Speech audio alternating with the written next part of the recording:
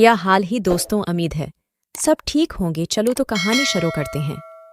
میں اس بات کو تسلیم کرتی تھی کہ جو کام میں کر رہی ہوں وہ غلط ہے، لیکن اس کام پر لگانے والا کوئی اور نہیں بلکہ میرا خود کا ہی شوہر تھا۔ اب مجھے اس غلط کام کی لت لگ چکی تھی، اس وجہ سے میں اس گناہ میں ڈوبتی ہی جا رہی تھی۔ مجھے اس گناہ سے نکلنا تھا۔ میری دل میں بعض اوقات یہ خیال آتا تھا، لیکن اپنی نفس کی ہاتھوں مجبور ہو کر میں ایک بار پھر غلط راہ پر گامزن ہو جاتی تھی۔ میں اس برائی سے نکلنے کی جتنی کوشش کرتی ہوں، اتنا ہی بری طرح سے اس برائی میں جس سے جا رہی تھی۔ میرے شوہر کو ان سب باتوں کے بارے میں پتہ تھا، لیکن اس کے باوجود وہ مجھے بالکل بھی روکتی ٹوکتی نہیں تھی۔ انہوں نے کبھی میرے کسی چیز پر کوئی پابندی نہیں لگائی تھی، نہ ہے کبھی اعتراض کیا تھا، اور ایک یہی وجہ تھا کہ مجھے بالکل کھلی چھوٹ تھی کہ میں جو کرنا چاہتی ہوں وہ میں کر سکتی ہوں۔ میری شادی میری ماں باپ کی پسند سے ہوئی تھی۔ شادی سے پہلی میں ایک شریف لڑکی تھی، کبھی بھی کسی غلط راہ پر جاتا اپنی توہین سمجھتے تھے۔ میں نے خود کو اپنی شوہر کے لیے رکھا تھا۔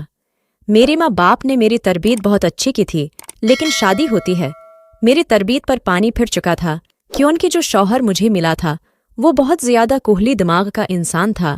اس نے مجھے ایک ایسی دنیا سے روشناس کروایا تھا جو عیاش ترین دنیا تھے، جہاں گناہ ثواب کچھ نہیں دیکھا جاتا تھا، بس وقتی لذت حاصل کی جاتی تھے۔ شادی کے پہلی دن ہے مجھے اس بات کا اندازہ تو ہو چکا تھا کہ میرا شوہر چھوٹی ذہنیت کا مالک نہیں ہے، لیکن میں یہ بات نہیں جانتی تھی کہ میرا شوہر مجھے گناہ کی طرف راغب کر دے گا، ایک ایسا راستہ دکھا دے گا جس سے واپس پلٹنا میرے لیے ناممکن کے برابر ہو جائے گا۔ پہلی رات ہے انہوں نے مجھ پر یہ بات ظاہر کر دی تھی کہ تمہیں جیسی بھی زندگی گزارنی ہے تم گزار سکتی ہو، تم پر کوئی پابندی نہیں ہوگی، تمہارا جو دل چاہے تم وہ کرو، تمہارا جس سے دل چاہتا ہے تم دوستی کر لو، میں تمہیں کسی چیز کے لیے نہیں رکھوں گا، تمہاری خود کی زندگی ہے، تم اسی جس طریقے سے بھی گزارنا چاہتی ہو تمہاری مرضی ہے، میری طرف سے تم پر کوئی پابندی عائد نہیں کی جائے گی، تمہاری کسی بھی فعل کی باری میں پوچھ کچھ نہیں کروں گا۔ اگلے روز ویسی کے بعد میری شوہر مجھے اپنی دوست کی ایک پارٹی میں لے کر گئی تھی۔ وہاں پر جن لوگوں کو میں نے دیکھا تھا ان کی لباس دیکھ کر میں حیرت کا شکار تھی۔ زیادہ تر عورتیں نیم برہنہ تھیں، ان کے جسم کی مخصوص اعضاء مردوں کے سامنے یہاں تھی، ان کی آدھی سے زیادہ جسم ننگی تھی۔ یہ سب کچھ دیکھ کر مجھے اندر بہت شرم آ رہی تھی، میری نگاہیں شرم کی ماری جھکی ہوئی تھی۔ میرے شوہر میری کمر میں ہاتھ ڈالی سب لوگوں سے۔